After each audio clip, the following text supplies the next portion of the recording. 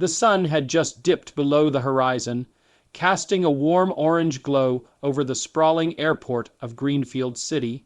Travelers hurried along the terminals, luggage wheels clattering on the tiled floors, announcements echoing through the halls, and children tugging impatiently at their parents' hands.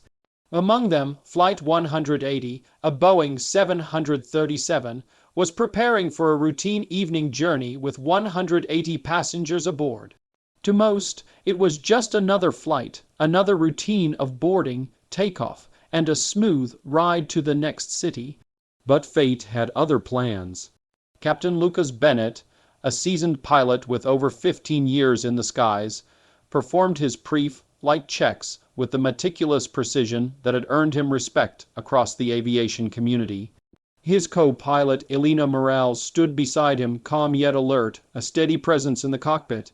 Lucas glanced at the passengers through the cockpit window as they settled into their seats, noticing a young family, a couple celebrating their anniversary, and a few business travelers already immersed in laptops and paperwork.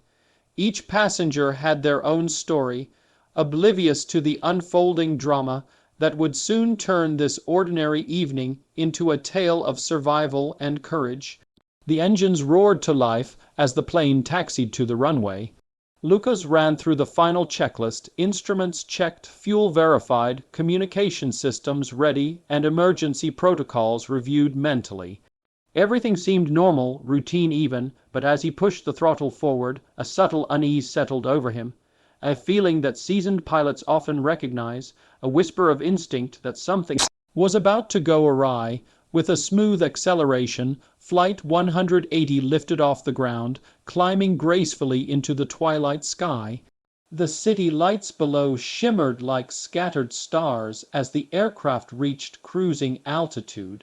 Passengers glanced out the windows at the glowing horizon, oblivious to the silent tension building in the cockpit. Lucas and Elena monitored every instrument, every fluctuation, every sound. Then, almost imperceptibly, the hum of the engines changed. A small warning light flickered on the dashboard, a minor anomaly, perhaps, but enough to capture Lucas's attention.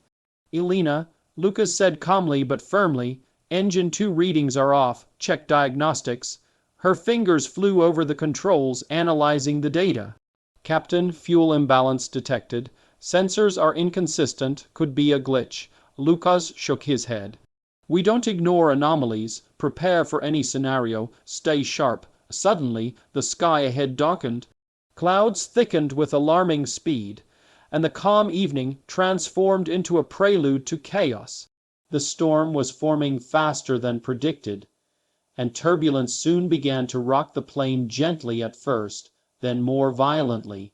Passengers gripped armrests, unaware that they were moments away from an ordeal that would test every ounce of skill, courage, and quick thinking their pilots possessed.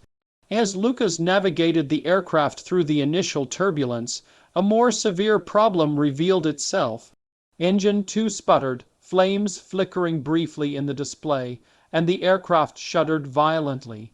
Panic flickered briefly in the cockpit, replaced immediately by focused action. Lucas ran emergency protocols in his mind with the clarity born of years of training. Communication systems crackled as he informed the control tower of the situation, requesting immediate guidance while simultaneously preparing to take full control of the unfolding emergency. Below them, the storm intensified. Lightning illuminated the sky in brilliant, terrifying flashes. Rain hammered the fuselage, and wind gusts threatened to destabilize the plane. Lucas's hands moved with precision, adjusting throttle and flaps, balancing the delicate interplay between lift and gravity, speed and control. Elena monitored systems, called out readings, and assisted with split-second calculations. Every second mattered. Every decision could mean life or death. Meanwhile, in the cabin, a different tension had settled. Flight attendants moved calmly, reassuring passengers, securing seat belts, and instructing them on emergency procedures without revealing the full severity of the situation. Passengers murmured anxiously, unaware that the crisis was intensifying, that the plane's survival was balanced on a knife edge, and that their fate rested entirely in the hands of two skilled Pilots, Lucas knew they were approaching the critical phase. Engine 2 had failed completely. The plane was losing altitude, dangerously close to terrain that the pilots could only see in fleeting glimpses through the storm. His heart remained steady, mind razor sharp, calculating vectors, thrust, and descent rate. He had trained for situations like this in simulators, but nothing could fully prepare one for the real life responsibility of 180 souls in the air. "Prepare for emergency landing," Lucas said calmly.